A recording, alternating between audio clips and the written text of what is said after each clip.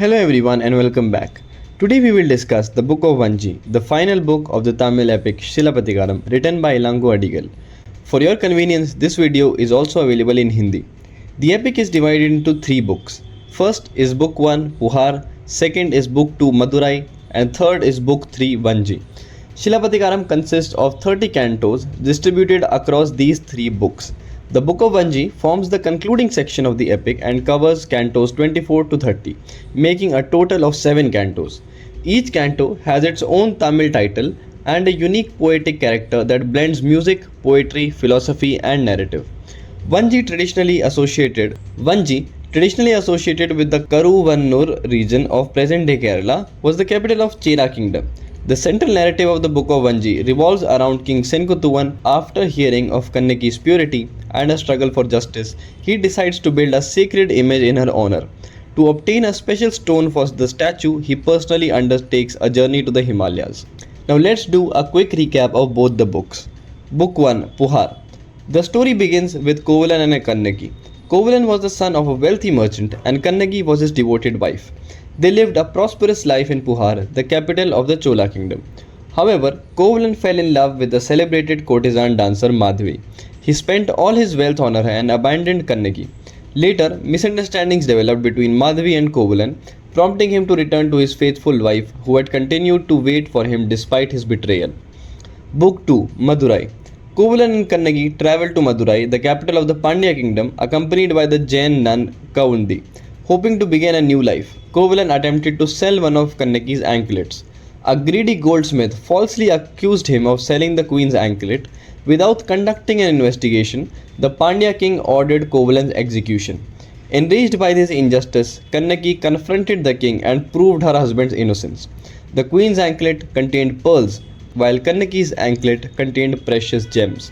Realizing his terrible mistake, the king died of shame and grief, and the queen also passed away. In her fury, Kannaki tore off one of her breasts and hurled it upon the city, calling down divine fire that destroyed Madurai. She then wandered into the Chera kingdom where the book of Vanci begins. Canto 24 The Dance of the Mountain Girls. The book of Vanci opens with a beautiful and mystical scene. A group of Kurva maidens wander through the mountains and encounter a remarkable woman standing beneath a Vengai tree. One of her breasts is missing. This woman is Kannaki. Filled with wonder and fear, they ask her what happened.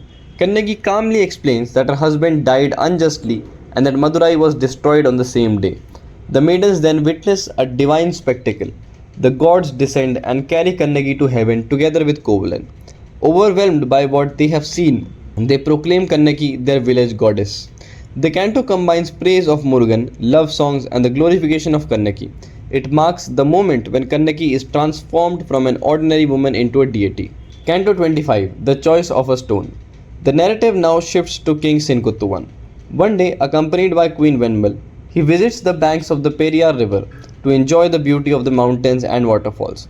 Tribal chiefs arrive bearing gifts such as ivory, sandalwood, pepper, elephants, peacocks, and other rare mountain objects. They also recount the story of a woman with one severed breast who was later taken to heaven by the gods.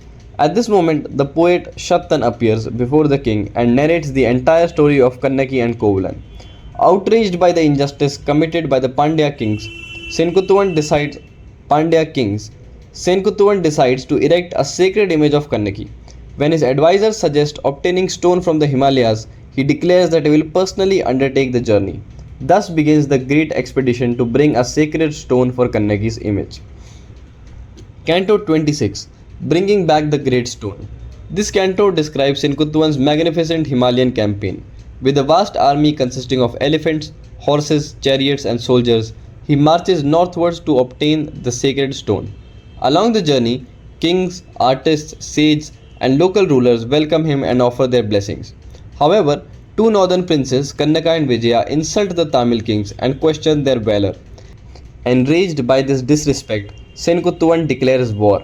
A fierce battle follows. Kannaka, Vijaya, and several allied rulers are defeated. Senkuttuvan captures them alive and achieves complete victory. Afterward, he orders his commander Vilavan Kodai to obtain the sacred stone from the Himalayas. This canto demonstrates how royal power and dharma unite in service of honoring Kannaki. Canto 27, The Bathing of the Stone. The sacred stone brought from the Himalayas is carved into Kannaki's image. A significant ritual then takes place. The defeated princes Kannaka and Vijaya are required to carry the sacred image upon their crowned heads while it is ceremonically bathed in the sacred waters of the Ganga.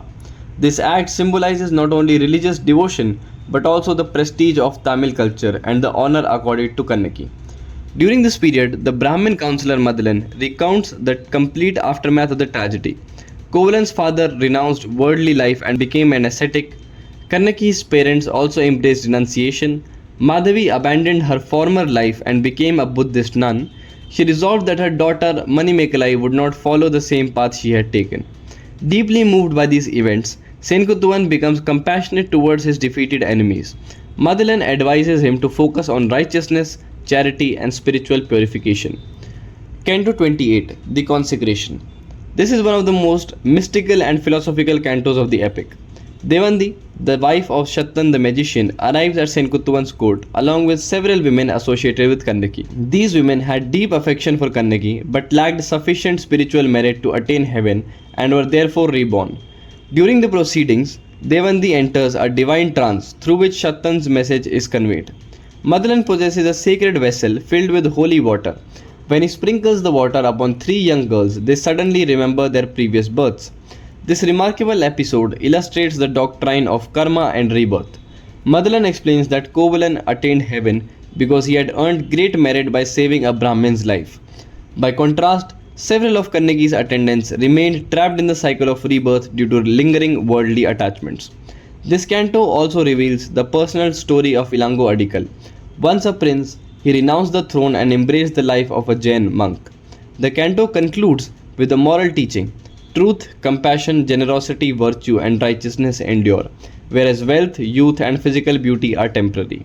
Canto 30, The Final Offerings and Consecration. In the final canto, King Senkuttuvan consecrates Kannaki's temple. The sacred stone from the Himalayas, purified in the Ganga, is installed as Kannaki's image in a magnificent temple at Vanci. The king personally circumambulates the temple 3 times and performs worship. Many rulers gather for the occasion. The previously defeated northern kings, rulers of Kongu, rulers of Malwa, rulers of Kudagu, Gajabhau, the king of Sri Lanka. Together they pray for Kannaki's blessings upon their kingdom. A divine voice is heard from the heavens, assuring them that their wishes will be fulfilled. The epic concludes by celebrating the courage and righteousness of Senkuttuvan and the divine glory of Kannaki. What began as a personal tragedy ultimately becomes a timeless symbol of justice, dharma, and immortal remembrance. Now let us take a look at the major characters of this epic.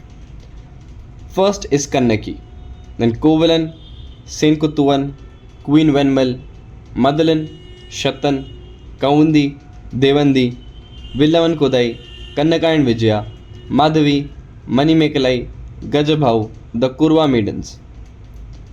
Now let us also take a look at the major themes of the Book of Vanci. First is justice and royal duty. Second is the divine power of chastity.